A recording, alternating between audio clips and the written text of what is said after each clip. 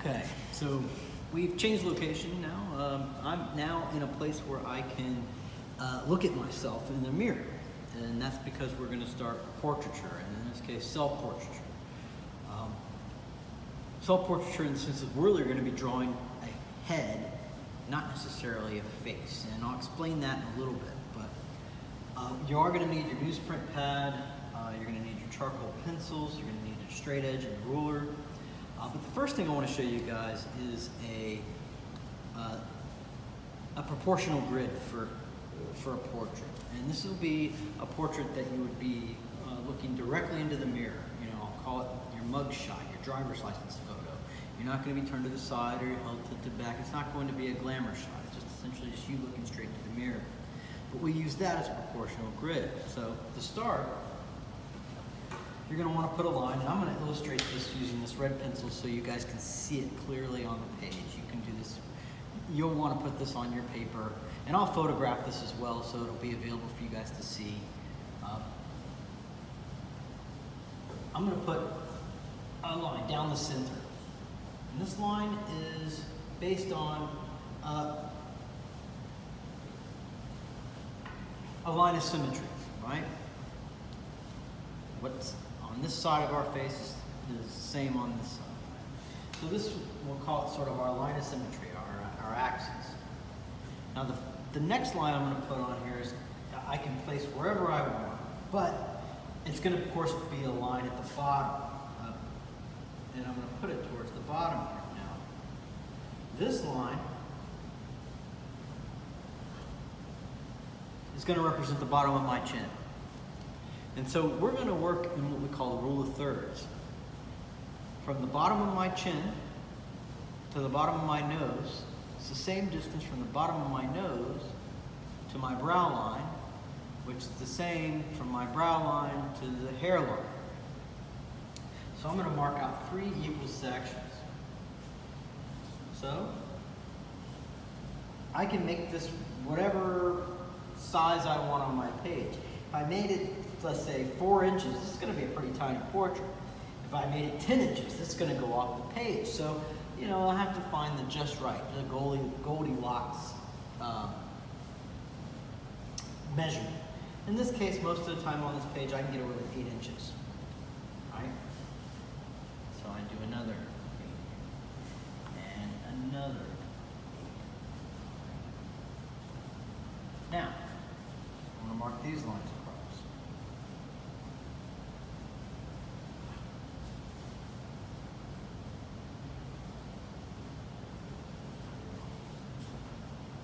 And I'll draw right on here what they represent. Again, this is bottom of the chin, bottom of the nose, your brow line. This would be hairline. Now, hairline, you're probably going to realize, well, that's not to the top of my head.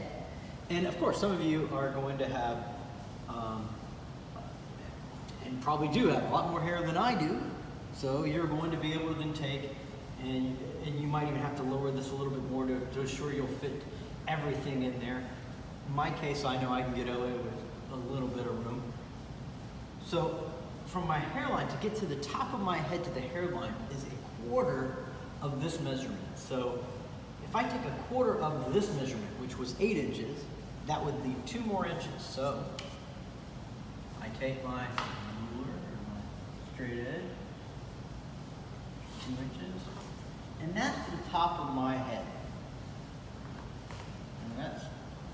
And again, that's the top of my head, being that I don't have hair. I don't have to worry about anything else beyond that. But in your case, you might. So this again might mean that you would lower your chin so that you would lower all this down so that you would fit more. Now, from the top of my head to my chin, I need to find out where do my eyes fit. I know my eyes are going to fit between my brow and my nose. I just don't know exactly where. Well, your eye line, which is where your eyes sit on top of, is exactly halfway between the top of your head and the bottom of your chin. So, if I measured this out, this would be 26 inches, half of 26, 14. And I'll put this across. Now this is my eye line. Right? Now I know my mouth is going to fall between my nose and my chin. And really right where your lips come together, halfway, is at that halfway point between the nose and the chin. So again, if this is 8 inches and I want to take half of that, that would be 4. All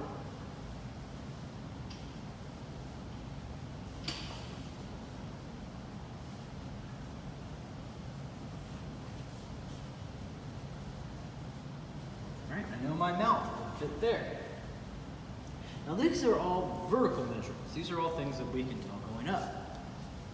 Horizontal measurements make a little, that's a little more interesting. That makes it a little more trickier. And again, it's because our proportions are a little bit, not necessarily different, but our facial features kind of throw off what we believe our proportions are. We all have human skulls and they're all pretty much the same in terms of how they look. So, the width of the head, which is not including your ears, is 5 eyes wide. In other words, if I took this opening here, where my eye is, I can place one right between it, and I can place one right next to it on each side, and that will get me to the side of my head, not including my ears. So I have to figure out, well, what's that width? That is where I have to take a little bit of, I have to make a little bit of a guess. However, I don't necessarily have to do it too much.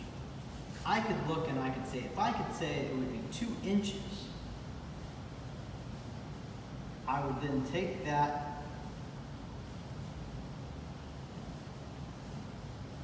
and that's essentially 1 inch on each side, and then I would end up putting another and another. That's going to look pretty skinny when it comes down to it. When I look at that, it's going to be about, if I took 3 inches, so if I took this out, 3 inches,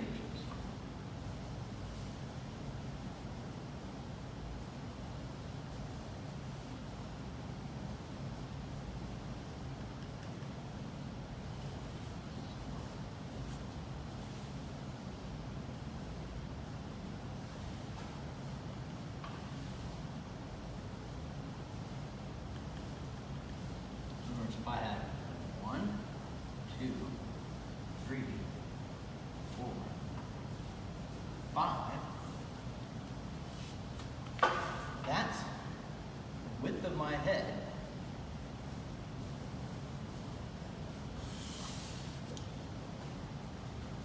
Through.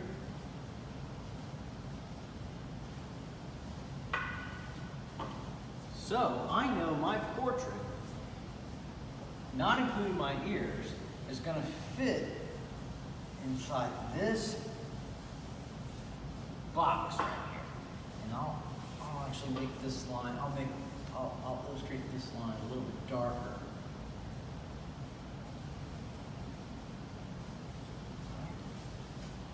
So ultimately we're trying to build this grid on our paper first, before we do anything else.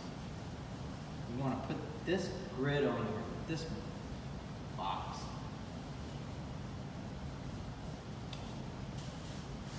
And this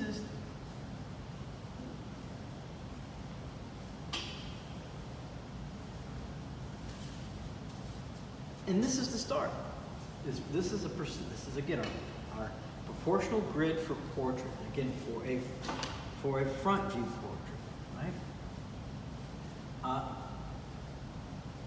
That's pretty much all I'm going to show you in this video. Of course, I'm going to give you another video on another demonstration video on this page. We take this and then actually draw our portrait into it. Again, I'm going to take a picture of, I'm going to photograph this as well, so that way you guys will you'll be able to reference this on the page, so you'll be able to go back and forth and look at it.